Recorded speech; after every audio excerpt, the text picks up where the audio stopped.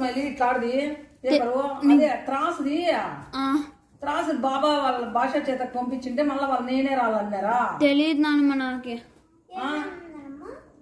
ఇట్లా పేపర్ రా ఇది, వేరే పేపర్ ఎత్తుకొని పోయేది ఎత్తుకొని పోకుండా ఈ పేపర్ ఎత్తుకొని ఎందుకు పోయినాను? ఊరికే టికెట్లు వేస్ట్.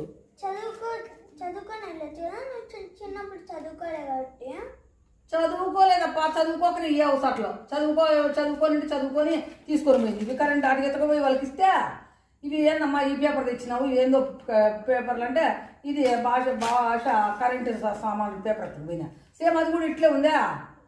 నేను చదువుకోలేదు కదా ఇంగ్లీష్లో, అదే వాళ్ళదేనేమో ఎత్తుకొని పోయినా అటు పేతలకే. చదువుకోవచ్చు కదా, నేను నీకు రేపు పోయి స్లేట్ తెచ్చుకో, నేను నీకు చెప్పిస్తా. ఇప్పుడు నాకు చదువు చెప్తావా? స్లేట్ తెచ్చుకోవాలా? ఏం చదువు చెప్తావు? ఇంగ్లీష్ చెప్తావా? తెలుగు చెప్తా. నీకు వచ్చు కదా తెలుగు? తెలుగు వస్తుందంటే అక్షరాలు రావు కదా. ఇక చదువు రాకపోకుంటే ఈ పేపర్ ఎత్తపోయి వాళ్ళకి ఇచ్చింటే ఏమ్మా చూసుకోనన్నా వచ్చేలేదా పేపర్ నువ్వు అని నన్ను అరిచినారు.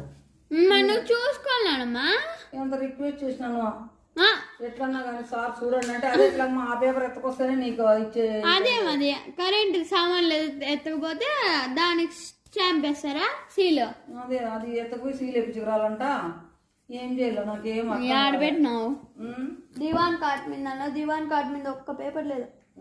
ఇదిలా ఇలాంటి నేను ఏమని చెప్తున్నానంటే ఇలా నెగ్లెక్ట్ చేయకుండా పేపర్లు ఏది చిన్న పేపర్ అయినా జాగ్రత్తగా పెట్టుకోండి. ఇదిగో నా మాదిరి నెగ్లెక్ట్ చేసి పేపర్ పారేసి ఇండూరు పెడితే ఆ సార్లు పెద్దలు ఏమన్నా పేపర్ చూసి తీసుకొచ్చలేదా, కరెంట్ సామాన్లు తెచ్చుకొని పోయినాను. ఊరికి ఛార్జీలు వేస్ట్, పని వేస్ట్, మనిషికి ఈ వయసులో ఓపిక లేక ఆ బస్సులో పోయి బస్సులో వచ్చి ఎండ ఉడుకు పోయి వచ్చేదాకా చాలా అయిపోయింది. ఎందుకంటే ఇది చదువు రాక ఇలాంటివి అనమాట. ఇంగ్లీష్లో అంటే మాకు గురువే అసలు నేను చేసిన పొరపాటు అంటే పేపరే ఓపెన్ చేయలేదు అనమాట. అదేలే అని ఎత్తుకొని వెళ్ళిపోయినా. కానీ అక్కడ పోయిన తర్వాత వాళ్ళు అర్జెంట్ రమ్మని తర్వాత ఈ పేపర్ ఎత్తుకొని పోయినాను, చాలా అయిపోయి ఎన్నికి వచ్చినాను. కాబట్టి చదువుకోవాల. చదువు అంటే ఎంత చదువు లేని వాళ్ళు ఎంత ఇబ్బంది పడతారో ఇలా చదువుకోండి. నేనేం చదువుకోలేదు కాబట్టి ఇట్లా ఇబ్బంది పడతాను. ప్రతి ఒక్కరూ చదువుకోండి జాగ్రత్తగా. ప్రతి ఆడవాళ్ళు అంతో ఇంతో చదవాలి. పిల్లలు చదువుతూ అంటారు కదా, వాళ్ళతో కొంచెం చిన్నగానే నేర్పించుకోవాలా. నా మనవాడు నాకు నేర్పిస్తాడంట, పలక తెచ్చుకోమన్నాడు. పోయి పలక తెచ్చుకుంటాను.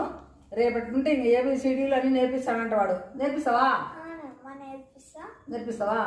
చూడండి నా మనవాడు నాకు టీచర్గా వచ్చి నాకు ఇప్పుడు చదువు నేర్పిస్తాడు. మీకు కూడా ఎవరైనా నా మనవాడితో చదువు చెప్పించుకోవాలంటే మీరు ఖచ్చితంగా ఆన్లైన్లోకి వచ్చి